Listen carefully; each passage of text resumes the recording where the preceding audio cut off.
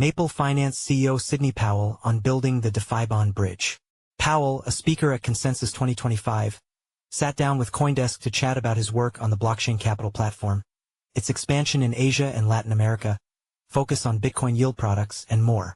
Maple Finance is quietly becoming one of the most important bridges between decentralized finance, DeFi, and traditional finance. Co-founded by Sidney Powell in 2021, the institutional crypto lending platform has facilitated over $5 billion in loans and is increasingly positioning itself as the infrastructure layer for tokenized private credit, a sector TradFi is rapidly embracing. After a turbulent few years for crypto credit markets, Maple has staged an impressive comeback.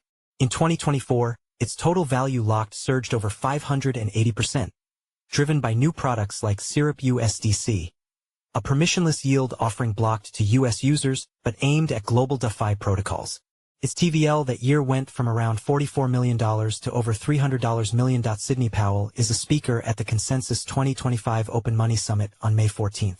Powell points to Maple's custodian integrations, native BTC support, and low counterparty risk as key advantages for institutions seeking yield in a post-FTX landscape.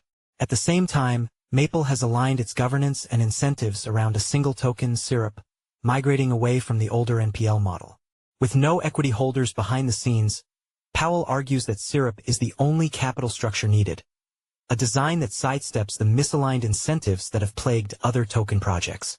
Ahead of Consensus 2025, Maple is expanding its footprint in Asia and Latin America, launching a Bitcoin liquid staking token, and betting big on the continued rise of institutional DeFi. Powell, an Australian fintech entrepreneur who started his career in traditional finance at National Australia Bank in Melbourne, sat down with CoinDesk to talk about what's next. This Q&A was edited for clarity and brevity. CoinDesk. Maple's growth in 2024 has been impressive. What's driving it, and how are you positioning Maple differently from other DeFi lenders? Powell, a lot of the growth in Q2 came from our ability to accept a wider range of collateral, for example SOL, not just BTC. That opened us up for more bespoke types of loans for our institutional borrowers who accepted SOL as collateral instead of just BTC and ETH. That gave us a broader set of customers. But from Q3 onward, the real driver was the launch of SyrupUSDC, a permissionless version of the product geared towards DeFi.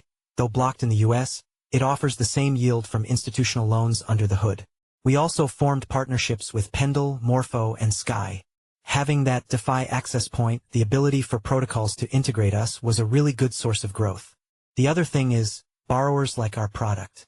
They can post native BTC without smart contracts and face less counterparty risk. Because we're only really dealing with institutions, we've consistently offered a higher yield, which attracts more capital over time. The introduction of the Syrup token was absolutely pivotal in the development of Maple. What's the token's role within the ecosystem, and how does it enhance it? Syrup ties together governance. It's the only token in the Maple ecosystem. Last year, we migrated from the old NPL token to Syrup, which now handles coordination and governance. What's unique is that we have no equity. There is only the token, and I think that prevents an inherent conflict of interest. IT removes the conflicts of interest you see when equity holders extract all the value and the token is treated like an afterthought. With us, it's only the token.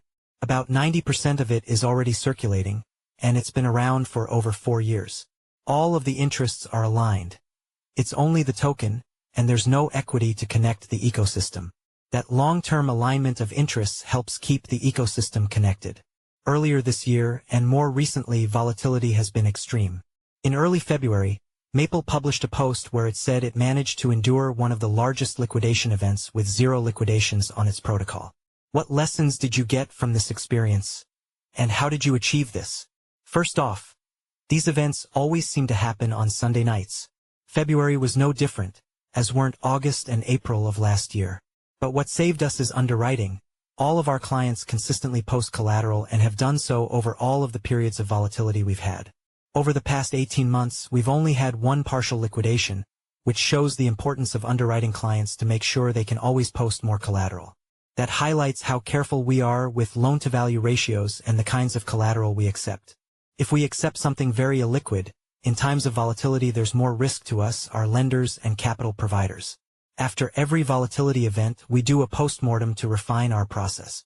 That's become even more important as we've grown from $150 million to $800 million in total value locked. We have to be much more dialed in and efficient.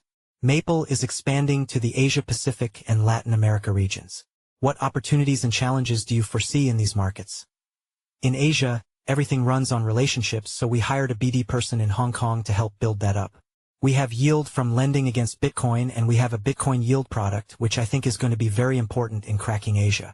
There's such a large base of high-net-worth individuals and family offices holding BTC, so our Bitcoin yield and lending products are a good fit. In Latin America, it's more of a retail-driven market.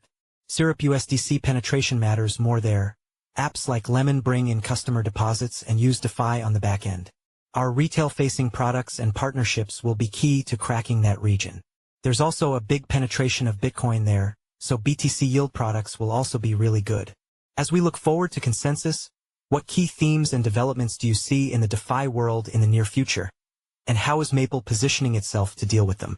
I think reward assets are going to continue to be a persistent theme because it's very appealing to institutions, especially those coming into crypto for the first time. We're seeing more TradFi players like Cantor Fitzgerald getting involved in crypto-backed lending. Stablecoins and lending are proven models that institutions understand and have proven out.